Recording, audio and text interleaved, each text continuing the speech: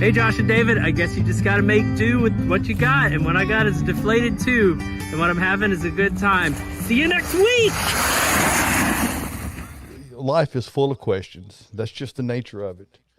And you don't want to go through life without resolution and having those questions answered. And that's 1080p. That's really what we're all about here, Josh. We're here to answer life's questions. And occasionally it has to do with landscaping and home improvement. Yeah, you gotta learn to mute. You gotta mute the TV, guys. Gotta mute the That's TV. on Tyler. He's got the remote. That's My okay. bad. That's all right. Everything's great. We all get a bad one on that one every now and then. You often hear me refer to my home as the proving grounds. I often hear you say often. Often? Yeah. How often do you hear that? I hear you say often. Often. The T's silent, by the way. I'm just me. It's often. It's often, Josh. Yeah. But How do go you ahead. spell Monday?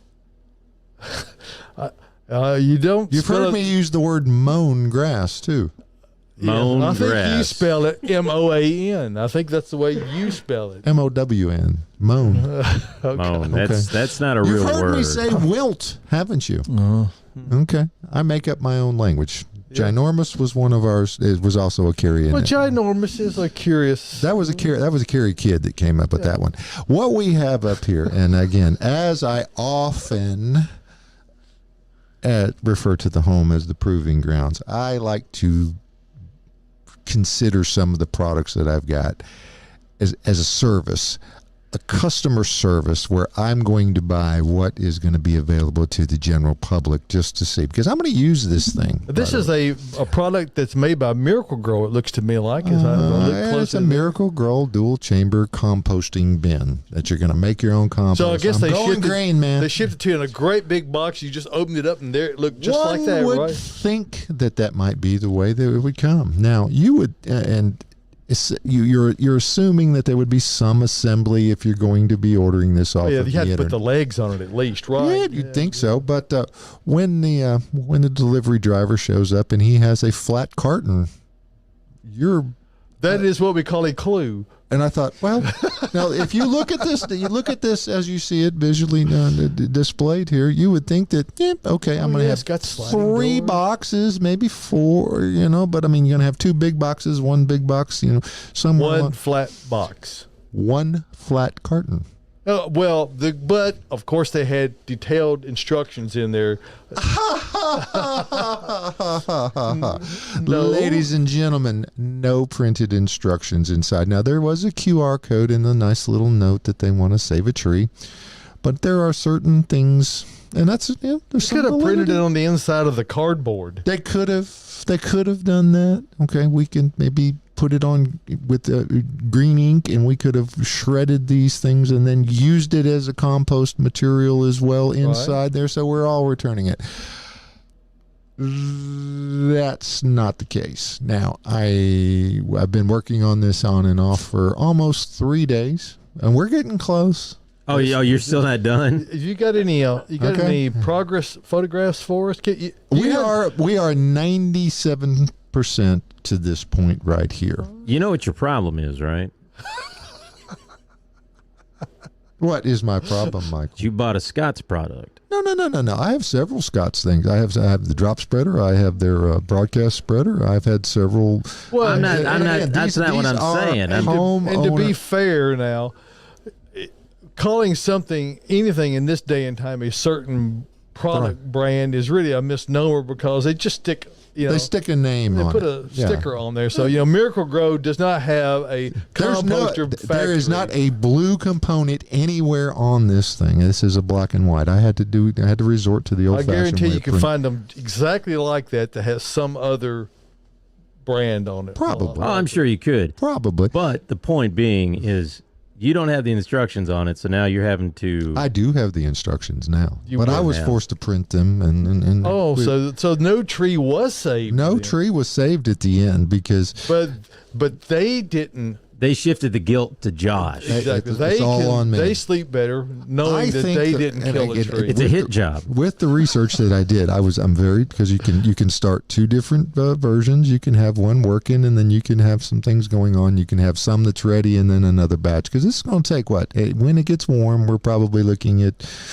40, 50 days from the time you start it until you get it really going, depending upon when it gets warm, it doesn't take nearly as long. And of course, the secret to Good having compost. success in compost, you got to have the right materials going in. stuff. You also have to have a constant is a really available supply of air. and there are plenty of slots in this, and they're Here not here at the Earth Mix facilities, we use a machine that turns material, and we do that a couple times a week. I don't have one of those machines. Well, David. no, you will have, because Okay. that's what this does. Is by Right. tumbling it, you introduce that air into it.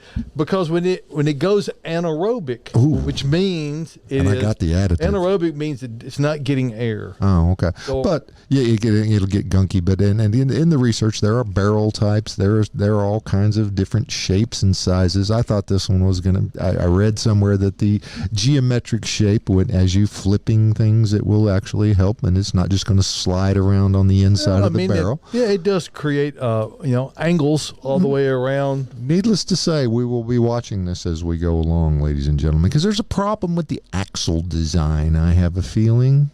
Okay, because we'll see. It's not made of wood, is it? No. Because you don't want your axle composting along the process. No. But very few screws in it.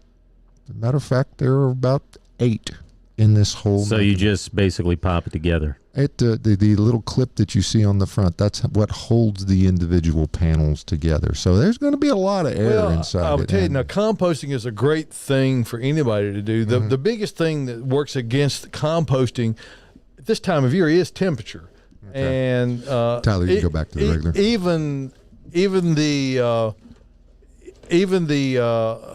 when we're composting on a slab when at it's the Earth 10 Mix degrees facility, outside, you're not going to. you're not going to get a lot. And so what you have to do is you have to allow a lot more time. Yes, It takes quite a lot longer. And this will be a neat thing to have. And again, it's a Batches toy. of compost that can be ready in 2 weeks in the summertime can take a month this time of year. Yeah. So that's Yeah. just the way that is. So we will be watching this. I think it's going to do what it says it's supposed to do without any There's problem. no reason that it won't. It's not really about the shape of the of the composting. It's about getting the materials in there, turning it on a couple times a week, keeping enough air to it so that it can properly fixate the nitrogen that it needs to be able to do, and it'll break down. But be and you'll advised. have really good compost coming. Be as a result advised, of it. it's going to take you at more than 2 hands to do this as well, because when you're trying to put those little clips,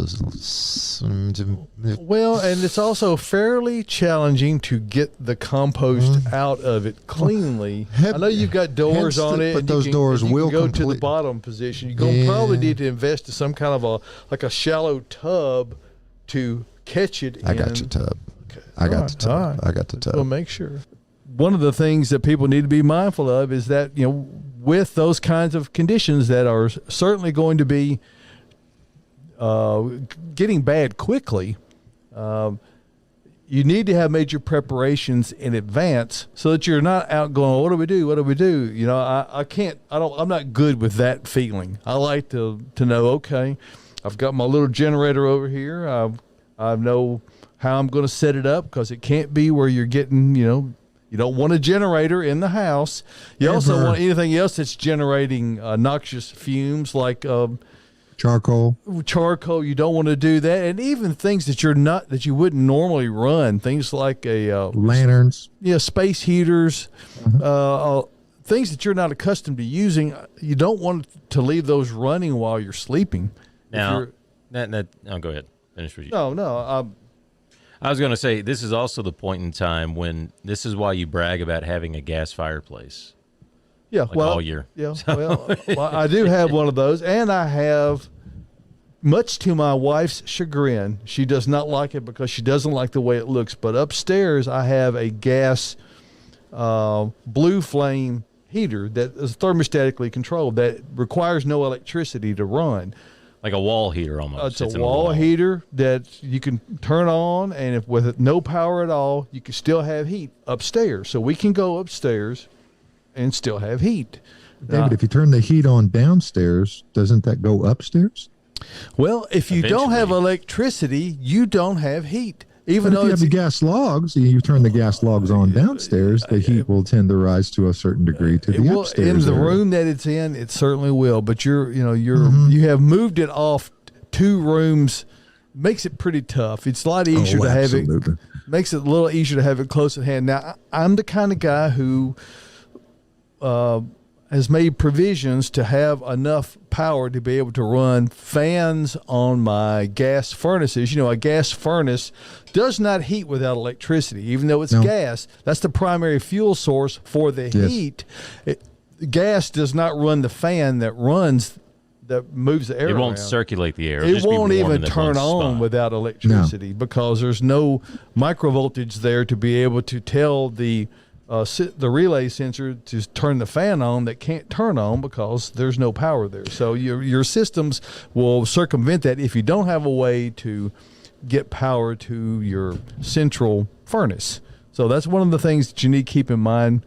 A lot of folks will have a small generator, and I actually have a whole house generator that I have yet to ever get working to my satisfaction.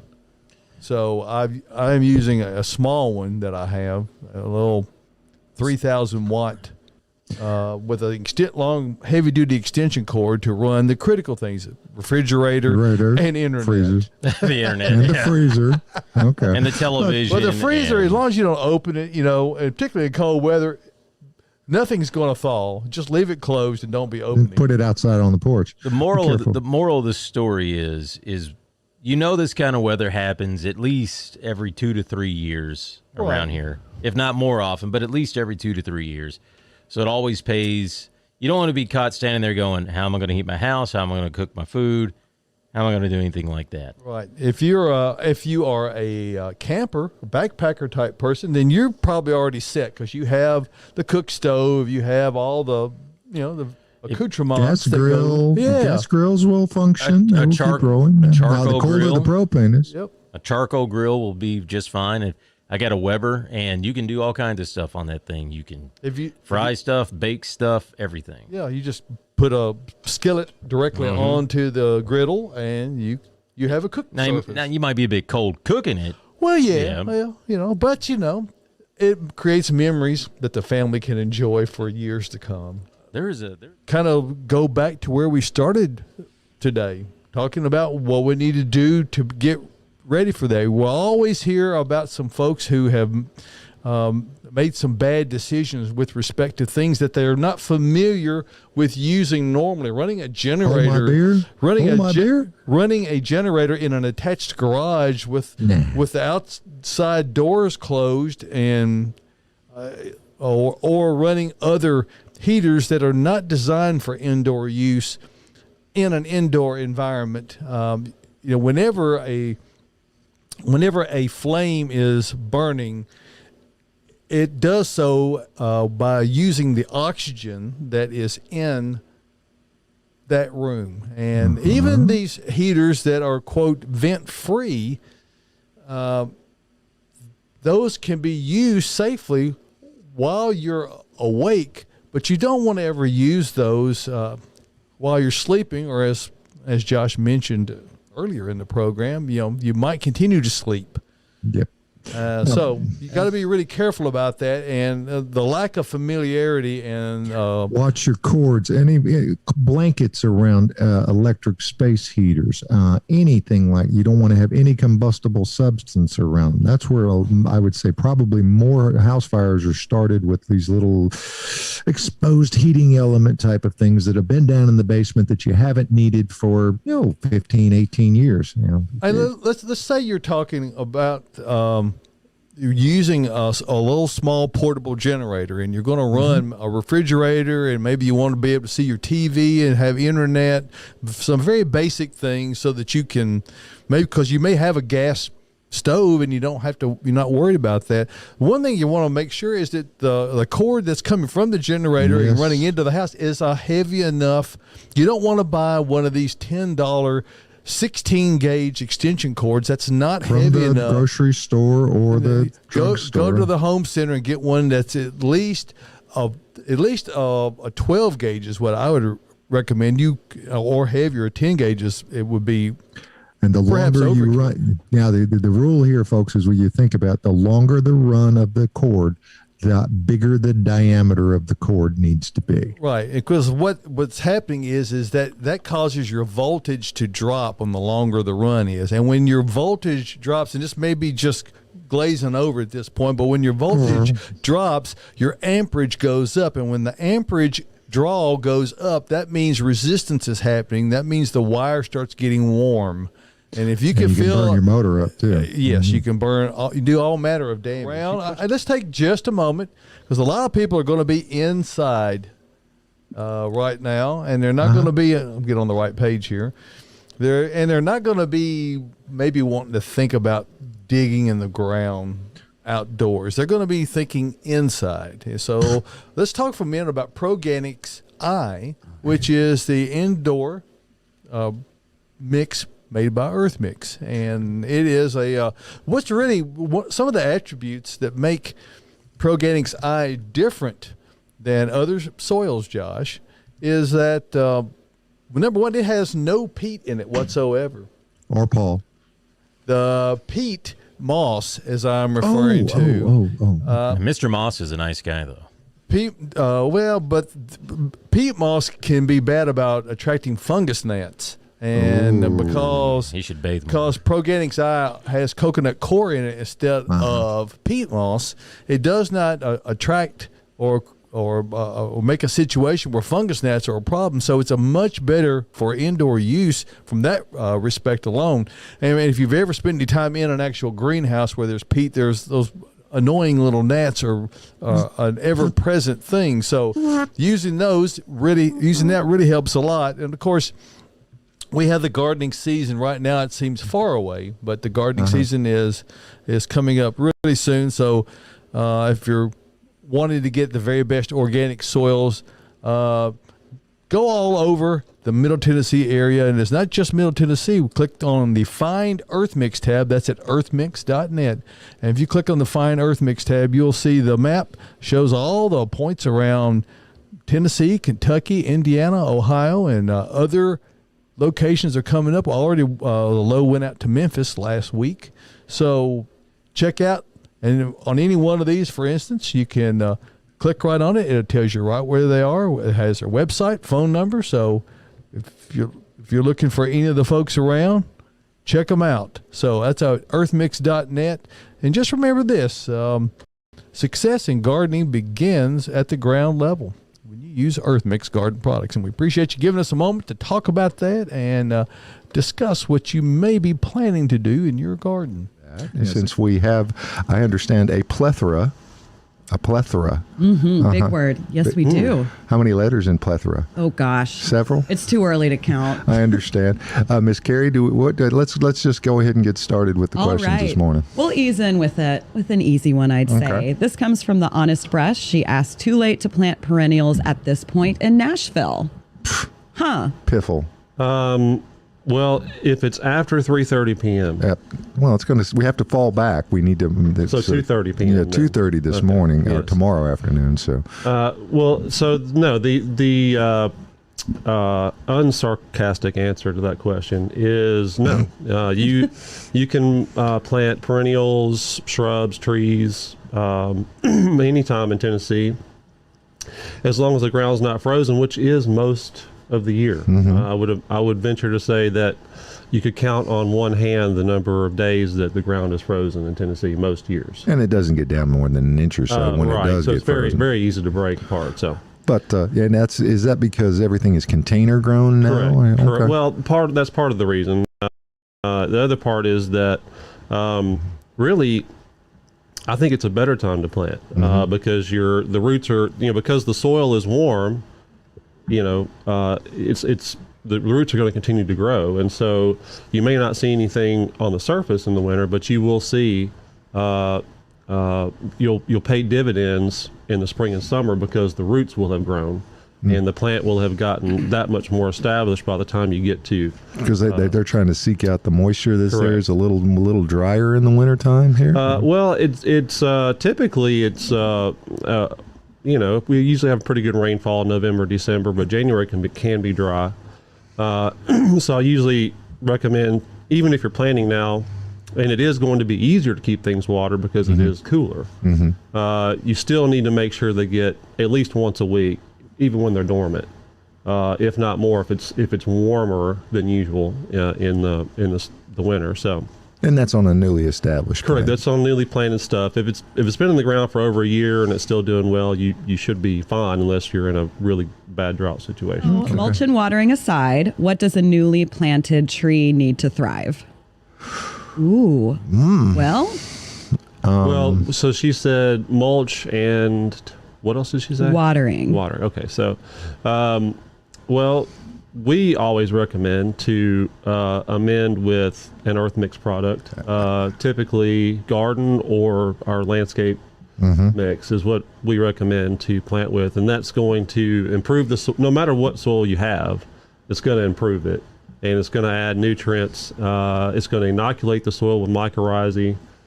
Which is going to help the uptake of those nutrients for the plant.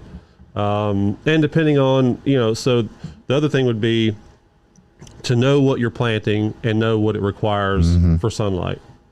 So, you don't want to put a gold dust tacuba out in the middle of the yard in the full sun. No, doggone it. You don't ever want to do that. No. Okay. You'll torture it to death. Okay. Burn it up. Yeah. And you don't want to put any kind of juniper in the deep shade. Right. Same thing. It's going to just slowly die. Just torture it. You're torturing it. Yes. Okay. It's sad. So, so speaking of the stuff, the MRM or Miriam Mims, I can't.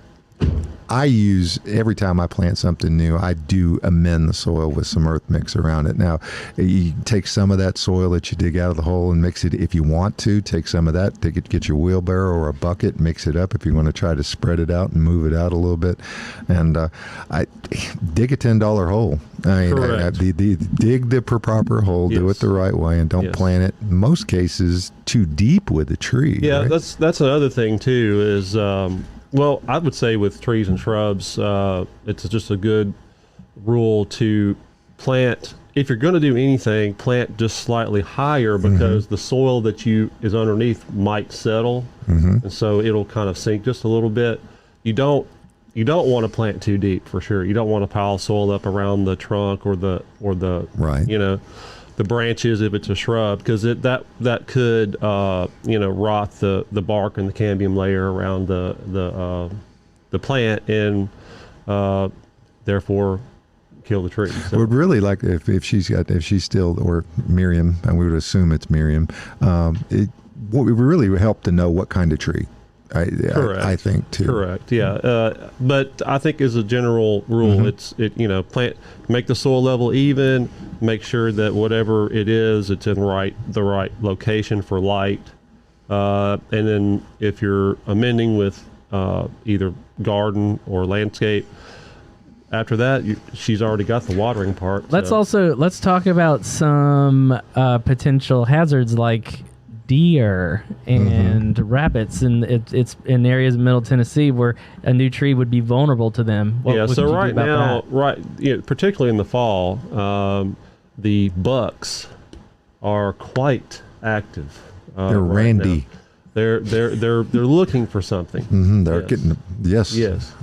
So and they're trying to mark their territory, and they're trying to rub and scrubbing. And a lot of times they like a tree that's about 1 to 2 inch caliper that they can get kind of in between their horns there and kind of rub.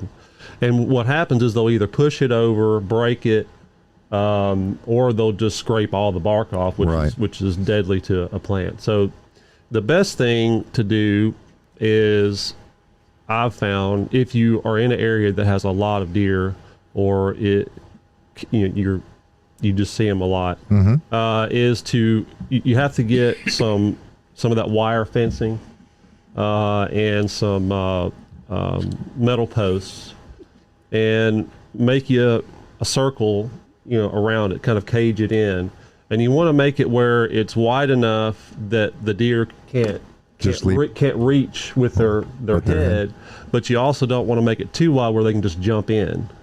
So you see what I'm saying? So Yes. It's got to be, kind of maybe a couple of feet away from the tree. And So attractive, though. It sounds. I mean, it's either that or just take your chances, Right? Because they do make things like liquid fence, and I've heard of people having luck with Irish Spring soap. The thing is, their olfactory senses are so strong, they don't like really potent scents. Anything that smells a really strong smell, they don't like it. It's actually painful for them to smell something like that. Wow. So you can use the liquid fence. The only issue is that if you get a hard rain, It goes away. it will dilute it, Right. or just completely wash it away. So you got to reapply it. And predator urines, I've heard That's are what available. liquid fence is. Yeah. It mimics coyote and wolf and other urines. To kind of take the questioning towards Joy for just a moment. I know a couple of areas that are really that you're passionate about are the use of natives and also pollinators in the garden, and those are things that can greatly, and this Got a looks little amazing. Oh like man, Austin. I'm sorry. Whoops. There we go. There's There's Joy. Joy. Okay. But when we're talking about No 5 o'clock shadow. natives and pollinators in the landscape, Joy, will you kind of give us a brief overview of why it's important to include those elements in your landscape. It doesn't mean that your entire landscape needs to be there, but it's really good to have some of those elements in there. Yeah, so native plants support our local ecosystem. They've evolved together for thousands of years. It can be as specific as one caterpillar can only eat one type of plant, like the Gulf fritillary can only eat passion flower. And they are still out and about. I saw caterpillars yesterday on some of the passion flower we have growing out behind the perennial area. But it's also the bird species that we have are our native berries are better for them, and seeds, specifically like 70% of our native berries ripen in the fall, and they are really high in fat content, whereas opposed to the invasive species and the non-natives that do produce berries, most of the content in those berries are carbohydrates. So our local birds, specifically the ones that are migrating, need that high fat content to make migration. So they're basically choosing the candy of the invasive species and dispersing them, as we talked about earlier, Right. as opposed to the meat and potatoes that they need. Now, what's you have a berry there to your left. What is that? That is Calicarpa americana, or americana, beautyberry, American beautyberry. So that is, you see mockingbirds eating the berries off of that quite a bit. It has a natural mosquito repellent. Really? Mm-hmm. You can rub it all over yourself and hope to not have as many mosquitoes. And And then you can only have to reckon, is it the color or is it the scent that It's a scent. encourages them to stay away? It does have a scent. They do have a beautiful color, and that color does not transfer, I don't think, when you rub those on you, but they are, the beautyberry name is very accurate, is that they create a striking contrast with the foliage, and there's really nothing else that gives that color at this time of year. Mm-hmm. Yeah, and I've also got perennials around. These are late season blooming perennials. We've got aster and helianthus, which is great. Solidago. Joe Pye weed is mostly done. There are some species of Joe Pye weed that are still going. And this is a little gem called turtlehead. Oh, sorry. Turtlehead. There it is. There it Chelone. That is more for the shade. Kind of likes wet feet, but it'll do fine with a little bit of drought conditions. And then we've got some coneflower that's still going. That is definitely a favorite for pollinators. And then that purple phlox, that's an early phlox, but sometimes they push out late into the fall too. Kind of you get 2 seasons out of those. And then there's a little squatty Vernonia, which some of them are already done in the season. That one's just about to push out, but that's just because it's a young plant. No, the phlox is much more upright than what I think about phlox. I think about phlox being like almost like a ground cover. Yeah, well, there's many species of phlox. There's Phlox paniculata, which is the garden phlox that can get up to 3 feet tall. Gina is a species or a naturally found cultivar of that's really great, attracts a lot of pollinators. That one is a hybrid. I think it's a natural hybrid that occurs. I can't remember what the 2 species are. Carolina, maybe. But the bumblebees are all over that plant right now out in the nursery.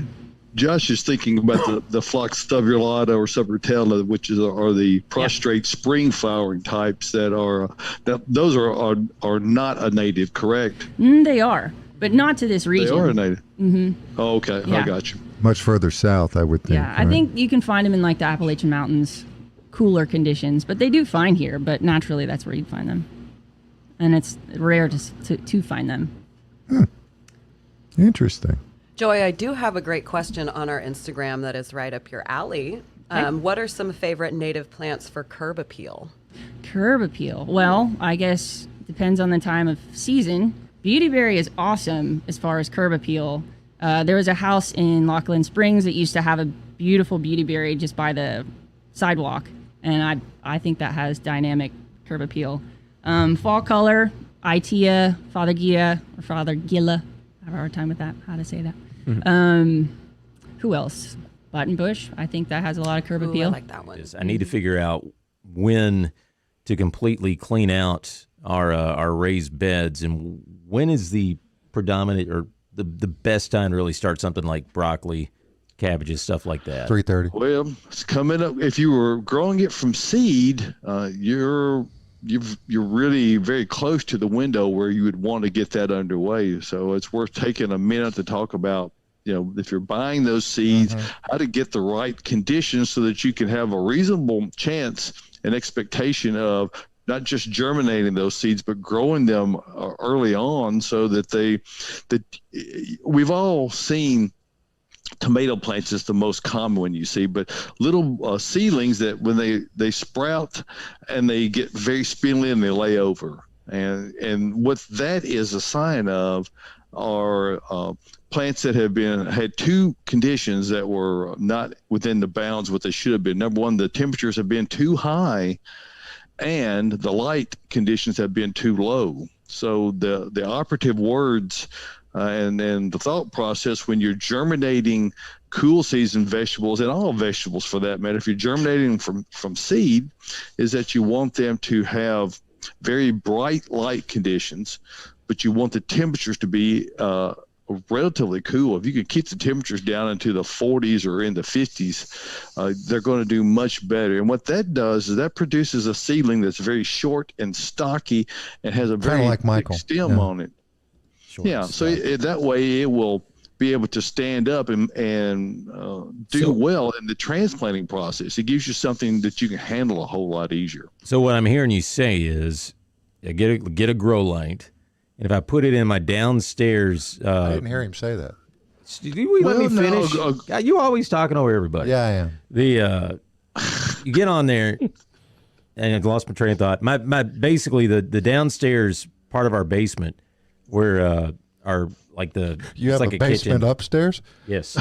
Well, no, it's like we have the den, which is like heated and cooled by our normal stuff, but we have it's almost like a cooler area. A cooler area, and it stays about 55, 50. No, that's perfect. That's perfect. And the great thing about using LED lights for grow lights, which is really that is the best choice. And, just like if you look straight up, Michael, those that we've got there in the studio, you see those that have the spotlight on them, you can use those in relatively close proximity and still get a lot of light output without warming the air temperature. So you can, LEDs have really been a boon to indoor growing of plants. So whether you're growing tropicals and you just want to keep something nice and green to help purify the air in the home, or if you're like yourself contemplating doing the starting of seedlings,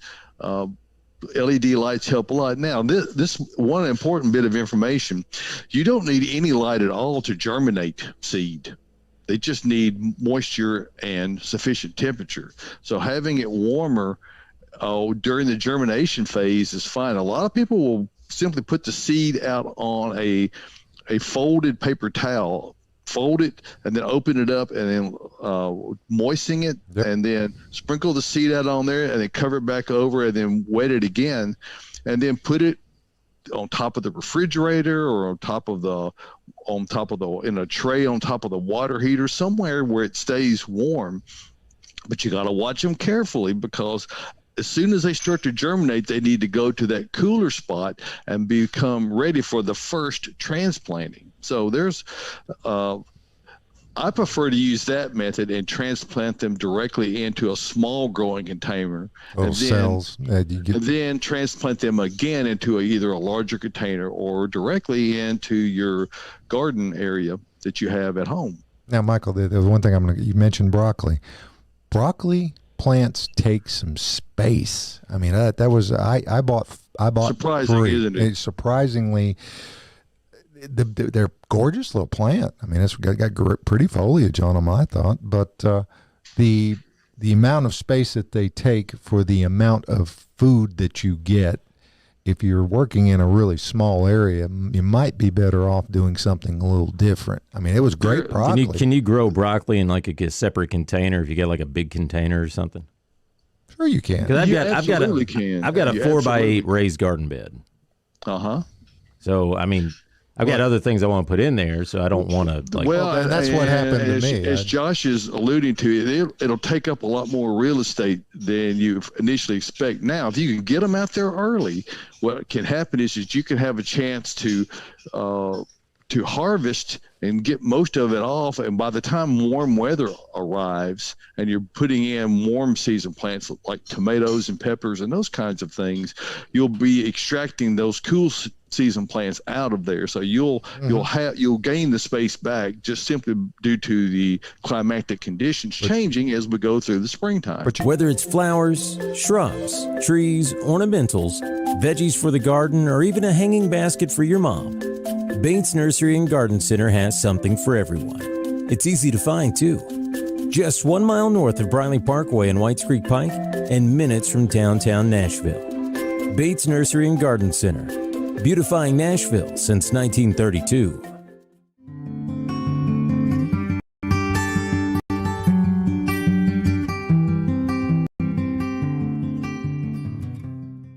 If these walls could talk, The Restless.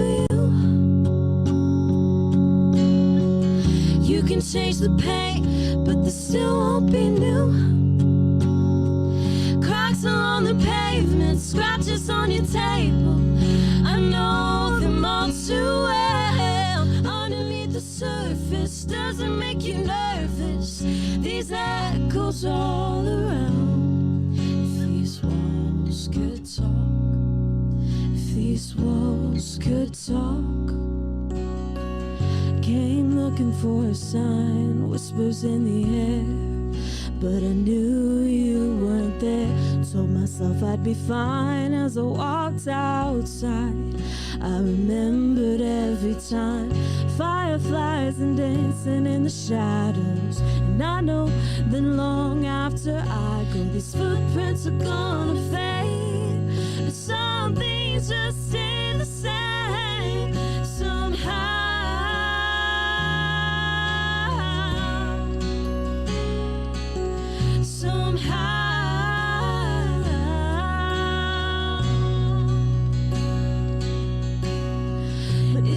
walls could talk, they'd say, I remember you. You can change the paint, but there still won't be new. Cracks along the pavement, scratches on your table. I know them all too well. Underneath the surface doesn't make you nervous. These echoes all around. If these walls could talk, if these walls could talk. Wherever you are now, you know it's not a home. The city that you left is living in your bones. Everything you want and knocking on your door, but you don't come back here no more. But if these walls could talk, they'd say, I remember you. Wherever you are, I hope you like the view. Cracks along the pavement, scratches on your table. I know them all too well. Underneath the surface doesn't make you nervous. You know I'd never tell, but these walls would talk. If these walls could talk. When you're stumbling through the darkness, feeling lost and all alone, and when the world is on your shoulders, and it's hard to carry on, when you're drowning in your pain and loneliness, and you feel like giving up, just remember this. Love is stronger than your fear. Faith is stronger than your doubt. Light is stronger than the darkness. Don't let your light go out.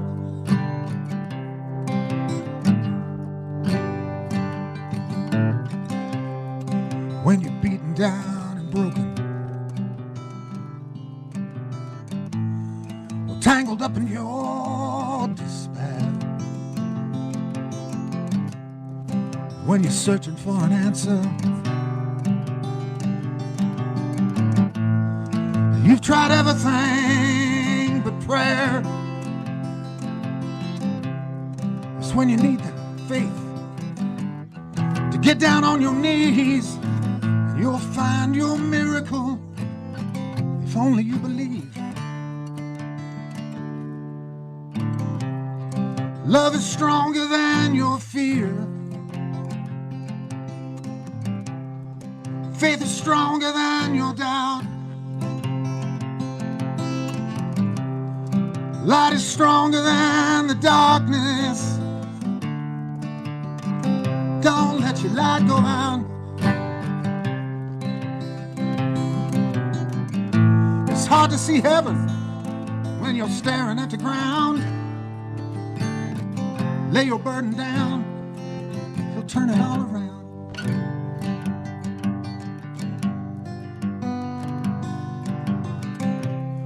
'Cause love is stronger than your fear. Faith is stronger than your doubt. Light is stronger than the darkness. Don't let your light go out. Don't let your light go out. What do you know? I made it through a song. Yeah. Awesome. All right. Very good, very good, very good, very good. Mr. Greg Hall.